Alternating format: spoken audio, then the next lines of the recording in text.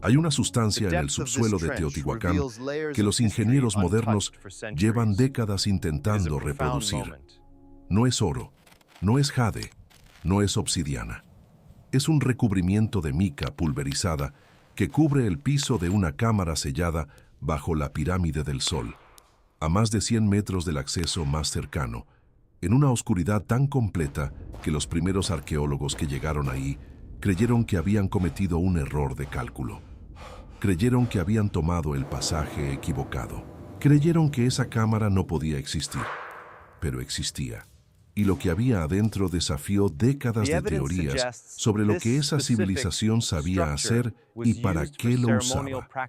Hasta hoy, nadie puede explicar con certeza cómo llegó esa mica hasta ahí, de dónde vino, ni qué propósito cumplía. Y lo que es más perturbador, nadie ha podido reproducir el proceso que la depositó. Para entender por qué eso importa, hay que salir por un momento del mundo de los arqueólogos y entrar al de los ingenieros de materiales. Porque cuando un ingeniero de materiales analiza algo que no puede reproducir, no dice simplemente que es un misterio y sigue adelante.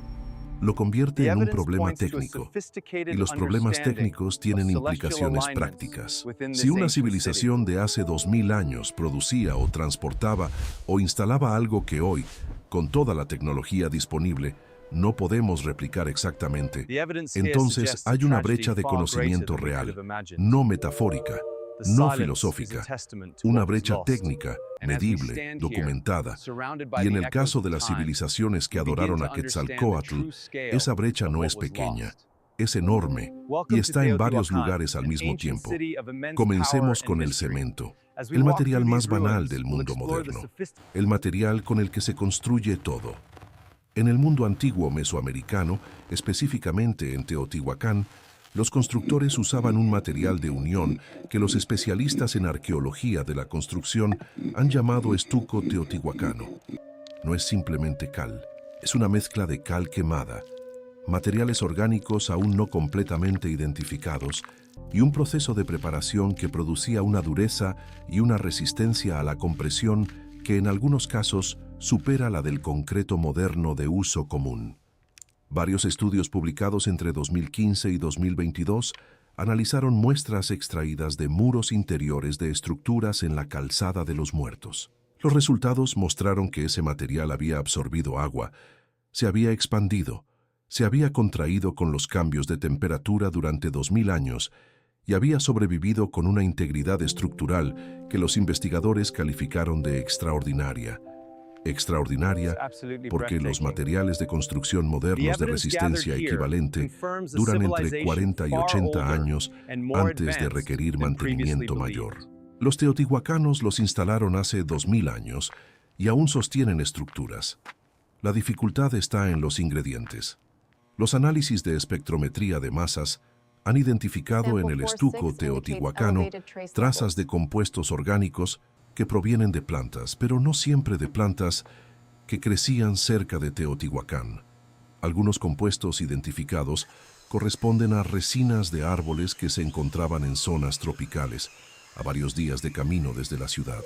Otros corresponden a sustancias que aún no han podido ser asociadas a ninguna especie vegetal conocida, lo cual puede significar dos cosas: que la planta de origen se extinguió o que el compuesto resultaba de una combinación o transformación química que ocurría durante el proceso de preparación.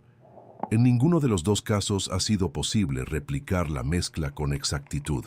Los equipos que lo han intentado, incluyendo uno de la UNAM y otro de una universidad alemana, han logrado aproximaciones que duran bien en laboratorio, pero que en condiciones de exposición real no alcanzan el mismo comportamiento a largo plazo.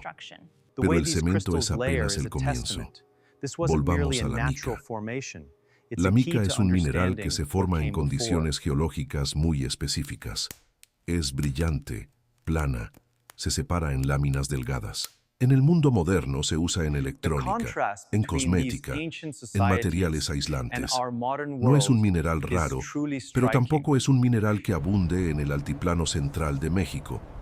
El yacimiento más cercano de mica de alta calidad al valle de Teotihuacán está en el estado de Guerrero, a más de 300 kilómetros. Hay también yacimientos en el Brasil antiguo, específicamente en el estado de Minas Gerais, que algunos investigadores han señalado como posible origen de la mica teotihuacana, lo que implicaría un intercambio comercial de una escala que ningún modelo actual de las redes de comercio mesoamericano contemplaba hasta hace muy poco. Cuando los arqueólogos descubrieron en 1906 el primer gran depósito de mica en Teotihuacán, lo catalogaron y siguieron excavando. No le dieron mayor importancia. Era mica, abundante en otros contextos arqueológicos, poco llamativa. Pero en 1983, durante una excavación en el nivel inferior de la Pirámide del Sol, el equipo liderado por Rubén Cabrera Castro encontró algo diferente. Una cámara completamente revestida en láminas de mica. No esparcida, revestida. Las láminas habían sido colocadas con una precisión que requería trabajo especializado, con piezas encajadas de manera que cubrían el piso de forma uniforme. La cámara no era un área de almacenamiento. No había objetos, no había restos humanos. Era una habitación construida para ser exactamente lo que era, una sala recubierta de mica, y nadie, hasta hoy, ha podido establecer con certeza qué función cumplía. Las teorías son muchas y ninguna es completamente satisfactoria. Una línea de interpretación propone que la mica tenía propiedades rituales dentro del sistema religioso de Quetzalcóatl. El mineral refleja la luz, tiene un brillo que en la oscuridad de esas cámaras, iluminadas con antorchas, debía producir un efecto visual extraordinario. Pero eso no explica el esfuerzo de transporte. Traer mica en esas cantidades desde Guerrero o desde Brasil, si ese fuera el origen, requería un sistema logístico que ninguna otra evidencia en Teotihuacán sugiere que existía a esa escala. Otra línea de interpretación, más reciente y más técnica, señala que la mica tiene propiedades de aislamiento electromagnético. Es decir, una habitación revestida en mica bloquea ciertos tipos de ondas electromagnéticas. ¿Tenían los constructores de Teotihuacán algún conocimiento de eso? No lo sabemos. Pero la posibilidad de que esa cámara fuera diseñada con una función técnica que entendemos desde la física, pero no desde la arqueología, es lo que mantiene a varios equipos trabajando en ese sitio hasta hoy. La mica de Teotihuacán no es el único caso. En Tula, la ciudad tolteca que los aztecas consideraban la capital mítica de Quetzalcóatl, los arqueólogos han encontrado evidencias de un proceso de tratamiento de la obsidiana que aún no ha sido completamente explicado. La obsidiana es un vidrio volcánico que los mesoamericanos usaban para todo. Herramientas cortantes, armas, instrumentos quirúrgicos, espejos rituales. Su dureza y su capacidad de producir filos extremadamente delgados la hacían más eficiente que el metal para ciertos cortes. De hecho, los bisturíes de obsidiana son hoy usados en algunos procedimientos de microcirugía porque producen incisiones con menos daño tisular que el acero. Ese dato no es nuevo. Lo que es nuevo es lo que un equipo del Instituto Nacional de Antropología e Historia descubrió en 2019 en los talleres de Tula. Los artesanos de Tula producían láminas de obsidiana con un nivel de uniformidad que cuando se midió con instrumentos modernos de precisión, resultó estadísticamente imposible de replicar sin algún sistema de medición estandarizado. Las láminas diferían en grosor en menos de 0.2 milímetros de manera consistente a través de series de cientos de piezas. Eso no es artesanía casual, eso es producción industrial con control de calidad. Y la pregunta que los investigadores no han podido responder es, ¿con qué instrumentos medían? No hay evidencias de reglas, no hay instrumentos de medición en los talleres arqueológicos. Hay herramientas de sílex y de hueso, hay percutores de piedra, pero no hay nada que explique ese nivel de uniformidad. Una posibilidad que se ha discutido en círculos académicos es que los artesanos usaban su propio cuerpo como instrumento de medición, el grosor de un dedo, la longitud de una falange, el peso de una piedra percutora calibrada por experiencia y que a través de generaciones de entrenamiento especializado desarrollaron una precisión corporal que los instrumentos modernos no pueden replicar porque requieren años de práctica que ya nadie tiene. Esa explicación es plausible, pero no es completamente satisfactoria, porque el margen de error sería diferente entre distintos artesanos, y no lo era.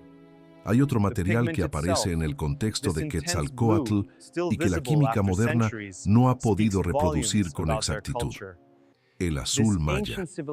Técnicamente no es de Quetzalcóatl de manera exclusiva.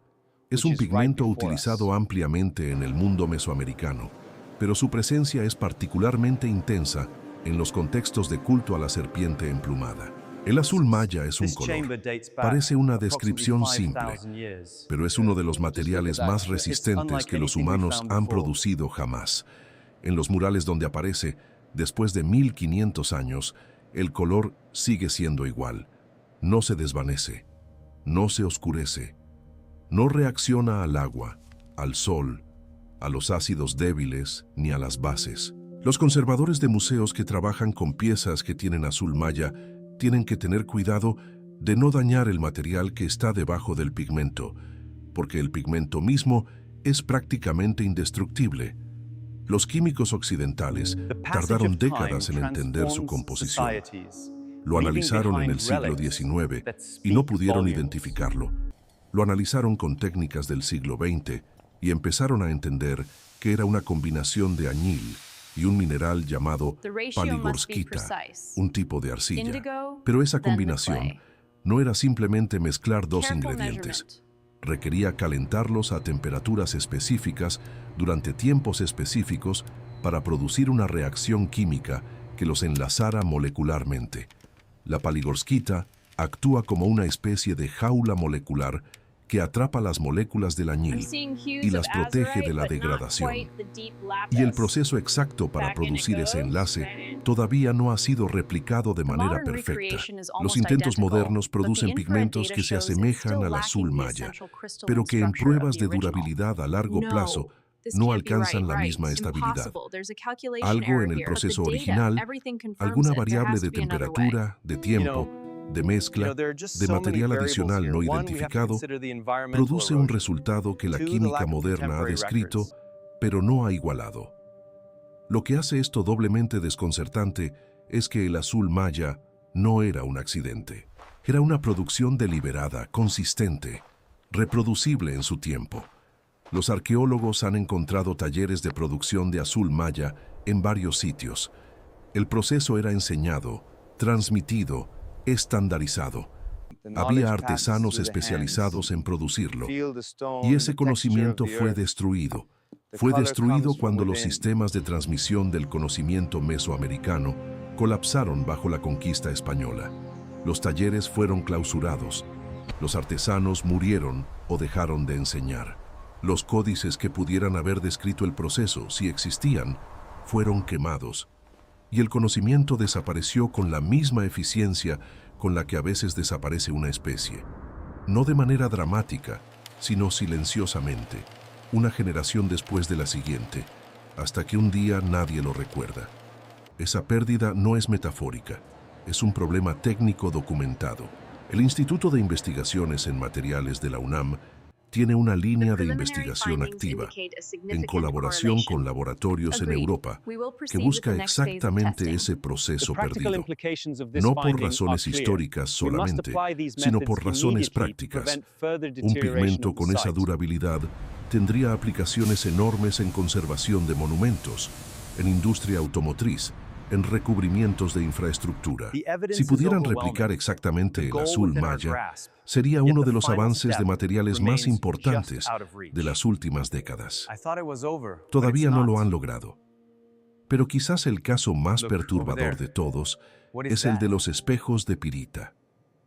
En los contextos rituales asociados a Quetzalcóatl, especialmente en Teotihuacán y en los contextos olmecas que lo preceden, aparecen repetidamente espejos fabricados de pirita ensamblada. La pirita es un mineral cristalino que tiene una superficie naturalmente brillante, pero que en estado natural no produce un reflejo claro.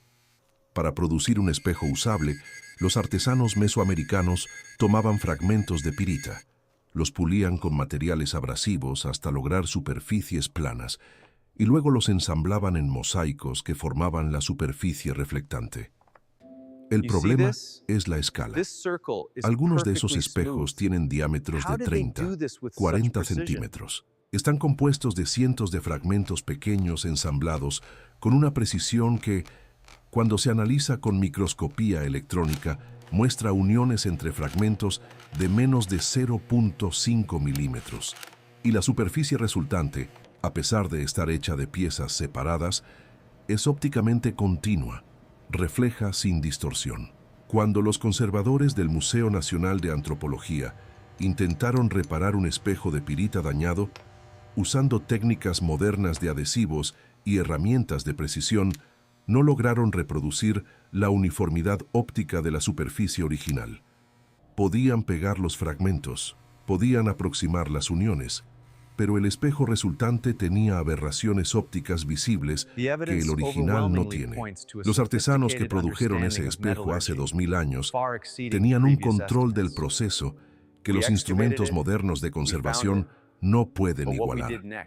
Y de nuevo, ese conocimiento está perdido. Lo que une todos estos casos, la mica de Teotihuacán, el estuco con resistencia anómala, las láminas de obsidiana uniformes, el azul maya, los espejos de pirita, es una característica común que los investigadores han señalado, pero que raramente aparece en las discusiones públicas sobre estas civilizaciones.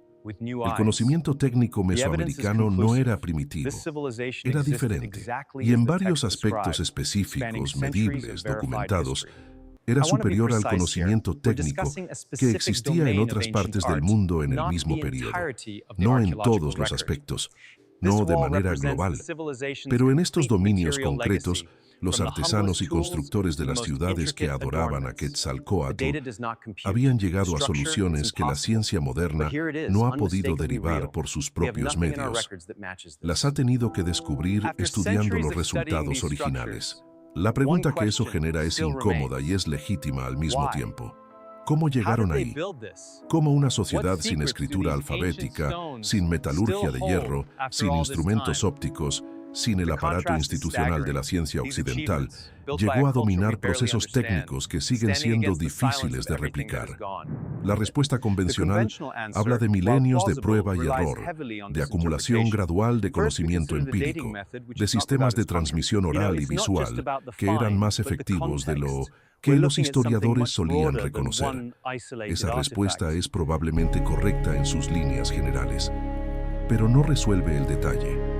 No explica por qué en algunos casos específicos el resultado es más duradero, más preciso, más eficiente que lo que producimos hoy con metodologías explícitas y equipos de medición.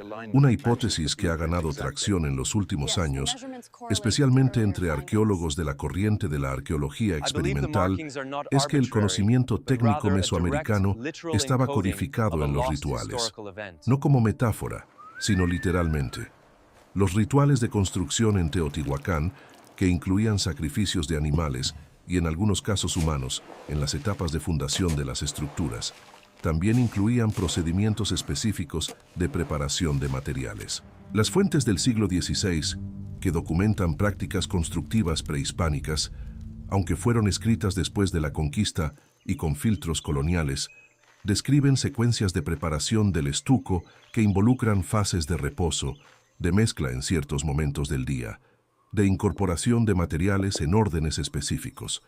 Esas secuencias, leídas hoy como prescripciones rituales, podrían ser en realidad instrucciones técnicas expresadas en un lenguaje simbólico. Mezclar el material cuando el sol está en cierta posición podría ser una manera de decir mezclar a cierta temperatura. Agregar el ingrediente con el canto del tecolote podría ser una manera de decir agregar después de cierto periodo de reposo. Si eso es correcto, entonces la destrucción de los rituales fue también la destrucción del conocimiento técnico. No porque los rituales fueran mágicos, sino porque los rituales eran el manual de instrucciones. La conquista española no solo eliminó una práctica religiosa, eliminó una biblioteca técnica que estaba almacenada en la práctica misma, en el cuerpo de quienes la ejecutaban, en la secuencia de sus movimientos, en las palabras de sus cantos. Cuando los sacerdotes de Quetzalcóatl dejaron de realizar sus ceremonias, los ingenieros de Teotihuacán dejaron de existir. Hay un dato que ilustra esto con una claridad que los números a veces tienen y las palabras no. En el periodo comprendido entre 100 a.C. y 550 después de Cristo, Teotihuacán construyó, con técnicas de mano de obra masiva y sin maquinaria moderna, estructuras cuyo volumen total de material desplazado supera al de las pirámides de Giza en Egipto. El volumen total de la pirámide del Sol, sumado al de la pirámide de la Luna y a las estructuras menores de la calzada de los muertos, equivale aproximadamente a 4 veces el volumen de la gran pirámide de Giza. Y la durabilidad de los materiales, en los casos donde no ha habido intervención posterior, es comparable, lo cual plantea una pregunta que los arqueólogos raramente formulan en términos tan directos. Si esa civilización podía hacer eso, ¿qué más sabía hacer que no encontramos porque no sobrevivió, no porque no existiera? Esa es la pregunta que abre el siguiente capítulo de esta investigación, porque el trabajo de arqueología de materiales en México está apenas comenzando. La genómica antigua está produciendo nuevos datos sobre quiénes construyeron Teotihuacán y de dónde venían sus conocimientos. La química analítica está encontrando compuestos en el estuco y en los pigmentos que no estaban en los análisis anteriores. Y la arqueología experimental, donde los investigadores intentan reproducir las técnicas antiguas con los materiales disponibles en la época, está generando resultados que desafían las categorías convencionales de lo primitivo y lo avanzado. En algunos casos, los resultados de la arqueología experimental son mejores usando las técnicas antiguas que usando las modernas. Lo que todo esto significa para la historia de Quetzalcóatl es algo que va más allá de la mitología. La serpiente emplumada no era solo un símbolo religioso. En el pensamiento mesoamericano, Quetzalcóatl era el dios del conocimiento, el patrón de los artesanos, el guardián de los saberes técnicos que hacían posible la civilización. Y esa función tenía una base empírica. El conocimiento técnico que sus sacerdotes y sus artesanos acumularon durante siglos era real, era extraordinario y en varios aspectos era irreproducible. No porque fuera sobrenatural, sino porque era el resultado de un proceso de acumulación de conocimiento que el colapso colonial interrumpió antes de que pudiera ser documentado. Quetzalcóatl murió 2 veces. Una vez en los mitos toltecas, cuando el dios oscuro Tezcatlipoca lo venció con engaños y lo expulsó de Tula. Y otra vez en el siglo XVI, cuando los sistemas que preservaban su conocimiento fueron destruidos con una eficiencia que ningún mito podía haber anticipado. Y aquí es donde la historia se vuelve urgente más allá de lo académico, porque los materiales que no podemos reproducir no son solo curiosidades históricas. Son evidencia de que existe una forma de conocimiento técnico que se desarrolló de manera completamente independiente de la tradición científica occidental, que llegó a resultados que esa tradición todavía no ha podido igualar en ciertos dominios específicos, y que fue destruida antes de poder ser integrada al conocimiento global. Eso no es una metáfora de pérdida cultural, es una pérdida técnica real, con consecuencias prácticas reales. Los recubrimientos más duraderos que los humanos hemos producido, los pigmentos más estables, los materiales de construcción más resistentes por kilogramo de material, algunos de los mejores ejemplos conocidos de cada una de esas categorías son mesoamericanos. Y no sabemos cómo los hicieron. Hay investigadores, especialmente en México, que llevan décadas trabajando en esto sin el reconocimiento que merecen. Gente que pasa años en laboratorios intentando descifrar qué hay en el estuco de Teotihuacán, que documenta con espectrómetros los pigmentos de los murales de Cacaxtla, que reconstruye talleres de obsidiana en Tula con herramientas de la época para entender cómo funcionaba la producción. Son los arqueólogos de materiales, y su trabajo es tan oscuro para el público general como era luminosa para sus habitantes la cámara de mica bajo la pirámide del Sol. Trabajan en silencio, con presupuestos modestos, en una tradición académica que todavía no ha decidido si estos hallazgos cambian la historia o simplemente la complican. Pero la historia ya está cambiada. Cada análisis de laboratorio que encuentra en el estuco teotihuacano un compuesto que no puede ser replicado, añade un fragmento a una imagen que se está volviendo imposible de ignorar. Las civilizaciones que construyeron las ciudades de Quetzalcóatl sabían cosas que nosotros no sabemos. Y la razón por la que no sabemos esas cosas no es que fueran imposibles de saber, es que alguien las borró. En el año 1562, el obispo Diego de Landa ordenó quemar en Maní, en Yucatán, decenas de códices mayas. En una sola tarde, él mismo escribió que destruyó 47 libros. 47. Cada uno de esos libros podría haber contenido instrucciones para producir materiales que hoy nos tomamos años en intentar descifrar. De Landa escribió después, con lo que parece una conciencia incómoda, que los mayas lloraron muchísimo. No nos describió qué decían los libros, solo que quemaban. La serpiente emplumada es una figura de conocimiento. En todos los mitos, en todas las tradiciones que la invocan, Quetzalcóatl enseña. Enseña el maíz, enseña el calendario, enseña el arte de trabajar el jade y la obsidiana, enseña la arquitectura. Esa función didáctica no es accidental, refleja una realidad histórica. Las civilizaciones que construyeron bajo su símbolo eran civilizaciones de especialistas técnicos, de artesanos con conocimiento acumulado durante generaciones, de ingenieros que resolvían problemas con materiales locales y llegaban a soluciones globalmente extraordinarias. Ese es el legado real de Quetzalcóatl, no el mito, no la profecía, no el error histórico que llevó a Moctezuma a confundir a Cortés con un dios. El legado real es el material, es lo que está en el subsuelo, en los muros, en los pigmentos, en las superficies pulidas de los espejos que siguen reflejando 2000 años después la sombra de algo que una vez supimos hacer y que hoy apenas empezamos a entender que no sabemos.